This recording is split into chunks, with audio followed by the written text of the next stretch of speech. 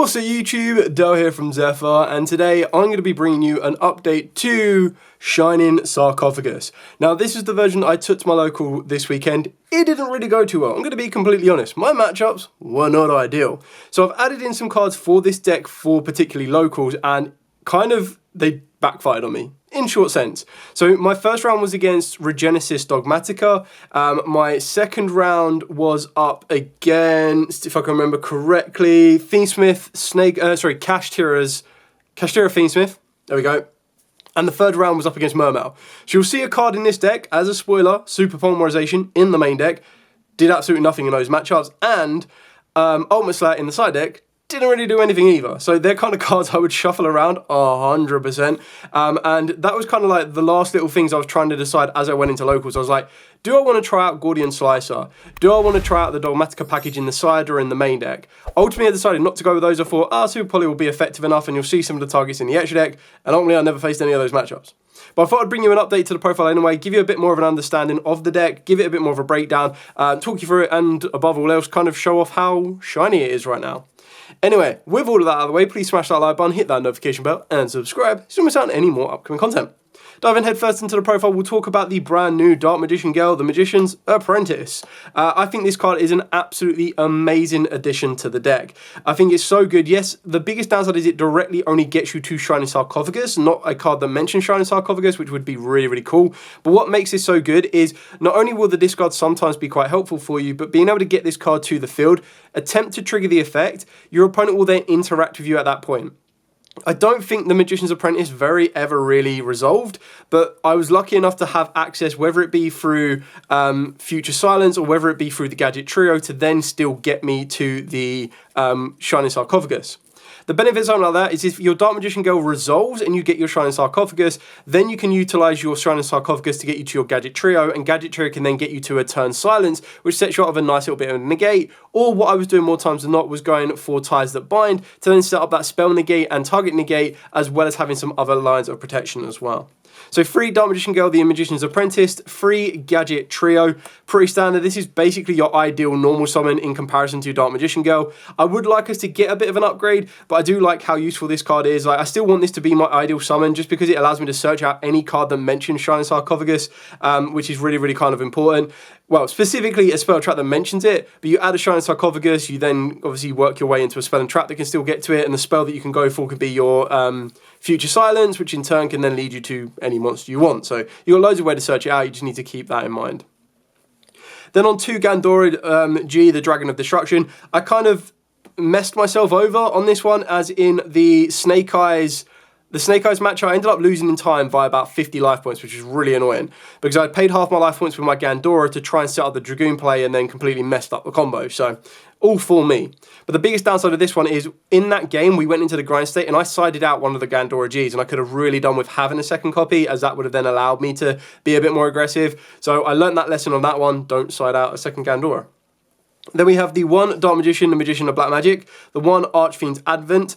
This one I actually only summoned once, but when I did it was just quite funny to resolve.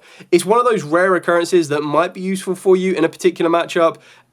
Ultimately, my normal summon always wanted to be the Gadget Trio, and the games were pretty much, okay, I've defended my field that I've started off with, and then I've pushed through for the OTK for the next turn, or I've gone second, played through loads of my opponent's interruptions, made the Gandora G, and then broke through that. So in the Regenesis matchup, the reason I lost that one is in game 2, I was expecting to go second. They actually made me go first, and then they blew me out of it evenly matched. Like, I just wasn't expecting evenly matched at all, and I probably should have respected it a bit more. But my end field was Shining Sarcophagus, Super Poly, Dark Magician Girl, the Gadget Trio, plus Silent Swordsman and Silent Magician, and then obviously they blew me out of evenly matched. I was like, yikes, that hurt. The Dark Magician of the Black Magic, I'm not the biggest fan of this card, to be completely honest with you, because it requires you to technically have 2 searches. What I mean by that is you would need to go normal summon your Gadget Trio. Gadget Trio would then have to get you Future Silence, activate Future Silence to get you either Gandora or Dark Magician, and then you would have already have to have had Shining Sarcophagus or the Dark Magician Girl to then search you out the other one. you still then need to special summon down the Dark Magician, special summon down the Gandora G, pay half your life points, destroy your field, banishing off the Dark Magician, using the Dark Magician to then come back to then get you your Secrets of Dark Magic and then make you a Dragoon. It just seems like a very long-winded way to get to Dragoon, but I can understand why it's there. Just never really affected me, to be honest.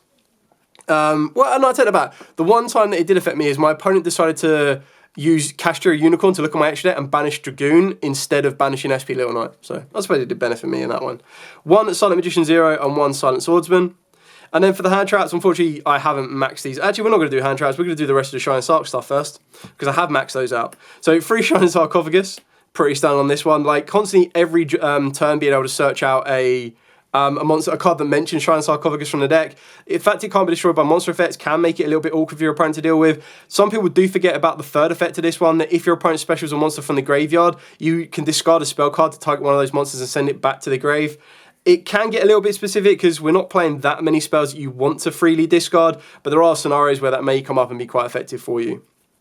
3 Future Silence. So you kind of want to be making sure you activate this during the draw phase if you see it, because this being able to add a Shining Sarcophagus from the deck to the hand or a monster that mentions it, you want to do it during the draw phase so then they can't draw you in the first search you do off of that. So this gets you Dark Magician Gale or gets you the Gadget Trio. So then your first summon off your Gadget Trio or your Dark Magician Gale is going to get you directly to the Shining Sarcophagus, and draw is one thing you do need to worry about because after you get your Shining Sarcophagus, if they draw you, that's pretty much it. So you kind of want to make sure you're leading the way in what you want to be able to search out when you want to search it. 1 Ties at Bind. This actually put in a decent amount of work for me, to be honest, so I'm quite happy keeping this in here. I did side it out if I knew I was going second because I felt that it was a little bit more defensive than anything. So hopefully we get more level 4s in the future that can be utilised off of this, because at the moment we've only got Gadget Trio, you've got Magician, and you've got Warrior, or Swordsman to be specific. You can play the Marshmallow, but you're not really going to be playing the Marshmallow right now. I'm hoping we're going to get a Blue Eyes would be really kind of cool. I know this is themed around Yugi, but we know that, well, more so Yugi's grandpa, but we also know that Yugi's grandpa did have Blue Eyes. So maybe a Red Eyes in the future would be really kind of cool if you want to go down Yugi's route, but definitely trying to see what else we can kind of get for this deck. I would love to get an upgrade for Turn Silence. I really do like this card, but this is the only one that is not available as Quarter Century Secret Rare for the cards you actually do play for your Shining Sarcophagus. Then the main deck of Super Polymerization, like if I was to repeat the locals and know the exact same matchups I was going to have, I wouldn't play this at all. It put in a little bit of work here and there, but it just made it a bit more awkward trying to figure out what targets I wanted to hit with it. So ultimately I could see myself taking this out. I feel that that's where I would definitely, rather than umming and ahhing about Gordian Slicer, I would actually just play Gordian Slicer. I just think it would, specifically with the matchups like the Regenesis, the Mermail and the Kashtira Fiendsmith, all a little bit random of what you might expect at a locals, you'd probably take them out. Obviously, I was more expecting Blue Eyes, maybe 1 or 2 Malice and an Arysiel, and obviously I never faced those. For last 3 spells, 1 Called By, 1 Prosperity, and 1 Secrets. Moving on to the hand traps, 3 Moltrami Fluoros. Before anyone goes crazy at me, like, why is this the only hand trap not in Quarter Century? Quite simply, I wasn't prepared to pay £300 for Fluoroses, and I wasn't prepared to pay like $150 to $200 on Perulias for cards that may get adapted in the future, whereas I feel like the other cards I'm about to show you probably won't get that adapted in the future. So I was also main decking 3 Droll and Lockbird, alongside 3 Ash Blossom, and I decided to spice up 2 Ghost Ogres in the main. These could have been Ghost Spells. It was just something I wanted to try out because, again, I was expecting Blue Eyes, and I knew that if they didn't respect Ghost Ogre, you can really catch them off guard. But ultimately, in all my matchups, Ghost Ogre didn't put in any work whatsoever, so it could very easily be taken out, and that would then put the deck back down to a 40 card deck. Because right at the last minute, I was like, I'm going to main deck this, and then didn't really work. And then finally, 3 Infinite Impermanence. So now resetting this, I will show you the extra deck and then I'll show you the side deck. Now obviously with the extra deck is basically a lot of targets. So for your slash super, I'll probably do this last, but this is your super poly target and your Ultimate Slayer targets. You got your Garura, Elder Entity Unts as your super poly target, technically it could be a super poly target if they put a Synchro and an XYZ on the field, but it's more so as a Ultimate Slayer target, as is the Tri-Brigade Arms, because you would send this and then you would send the Garura to get you a draw. Malong for Synchros, and then of course the Agitator for XYZ, so you're pretty much covering all your bases there. For the super poly targets, for Blue Eyes, I had the Chaos Star Source Dragon. I would ultimately probably take this one out because the other target that I felt was more effective was the Mysterion, the Dragon Crown. This actually came up in the Regenesis matchup because their spellcaster was Sage, and my dragon was my Gandora. So I'd summoned down the Gandora. I attempted to use the Gandora's effect because I had set up a negate for it, like a targeted negate. I then chained Super Poly so that then they couldn't respond any further to like clear off the Sage and everything else. They didn't use the Sage to negate the effect of the Gandora. They used the Sage to negate something else. And I was like, right, okay, cool. Still got access to Gandora. Went to go nuke the board. They went to use a targeted effect. I chained Super Poly so that the targeted effect wouldn't go through. And then I was able to mate this. So, Mud Dragon. And then the actual fusion monster you attempt to mate is Dragoon. Never made it. So, is what it is. For the Link monsters, I have... Oh, sorry. The last Super Poly target was the Dracostepelia. I'm in an iron between Dragoon and Guardian Chimera because I was like, at the end of the day, you'd still... Like, the same route of play gets you either Dragoon or Guardian Chimera. So, but ultimately I was like, you're only ever going to summon one of them, so I went with Dragoon and then another Super Poly target of Dracostepelia. We've got SP Little Knight, pretty staple extra deck card, and then I played a Dart the Dark Charmer into Selene into access code line, just because by the time you work your way into this, the idea is you're going to have access code up at 53 with being able to do 2 destructions, and it was more so just to kind of see if it worked. I made it once. The one time that I did make it, my opponent had droplets on resolution, so negated the access code talker, and that was that. Final card was the one Typhon. Pretty straightforward and simple on this. Again, this didn't put in any work because every time I went to use it, my opponent had never summoned twice from the extra deck. I think the one time that they did summon twice from the extra deck was the Kashtira Fiendsmith, and they just decided not to play into the extra deck. So Omni didn't even put in as much work as I would have liked it to. Still kind of cool options. I just feel that it just wasn't built correctly for the local environment that I took it to, and that's kind of where I didn't do as well as I would like to. A couple of changes I'm going to want to be making to that one. I'm definitely going to revisit the Dogmatica package, maybe go for the Winterlock, because at least with that, it's more within your control with the extra deck spaces that you're playing around with and the engine you're playing into it, whereas Super Poly is a lot more reliant on your opponent's field and kind of what field you can present.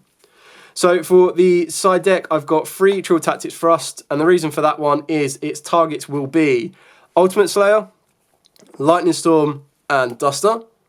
And then for the trap cards, it was D-Barrier, Sanctum, DDG, and Mischief. So again, right at the last minute, I was like, well, if I don't see any Mass players turn up or any Ryzel players turn up or even any Mitsurugi players turn up, I can take this out, I can take that out, I can technically take that out. So I was like, ultimately, the baseline of what I would want would be this. And then I can max out on like 3 Ultimate Slayers, or I could put Nibiru's up at 3, I could put more Lances in, whatever. Ultimately, right at the last minute, I didn't know if people were going to be on Malice or not, or even Mitsurugi's, which is why Mischief stayed in. It's why Sanctum stayed in, and it's also why there's only 1 Lancia. Because right at the last minute, I was like, oh, I don't know if anyone's going to turn up for this one. I don't want to have 4 slots on my extra deck, side deck being completely useless. So I never put these in because there was no Malice matchups. Ironically, if I'd put either of these in against the Regenesis matchup because I was expecting evenly matched, this would have stopped evenly matched, but I didn't. And then finally, 2 Nibiru. So quite straightforward and simple on the side deck. Like I said, if you've got Malice running around everywhere, and I expect Malice to be there, you'd be playing 3 Lancia, 1 Sanctum. If you've got loads of Mitsurugi Ryzels turning up, you'd be playing 2 Mischief of the Gnomes, if not 3 of them. And then the Super Polys will probably adapt a little bit as well. Nothing too special about the side deck, just something to kind of be aware of. Yeah, it didn't really turn out the way I'd want it to, but I kind of wanted to do this profile anyway to kind of highlight to you, my changes behind it and not always give you, here's the winning profile. You kind of have to explain on profiles, and I think that's going to be more helpful for players watching this, of what went right, what went wrong, why didn't it go right, why did it go wrong, and kind of go from there. Plus, I've worked really hard to kind of get this deck to be shined out beyond belief, and I thought it'd be well worth its time to show it off as well. Anyway, thank you so much for watching. Don't forget to like, comment, subscribe, share. If you do have any questions at all, by all means, please put in the comments down below. I will be more than happy to answer them. For now, as absolutely always, stay safe, and of course, happy dueling.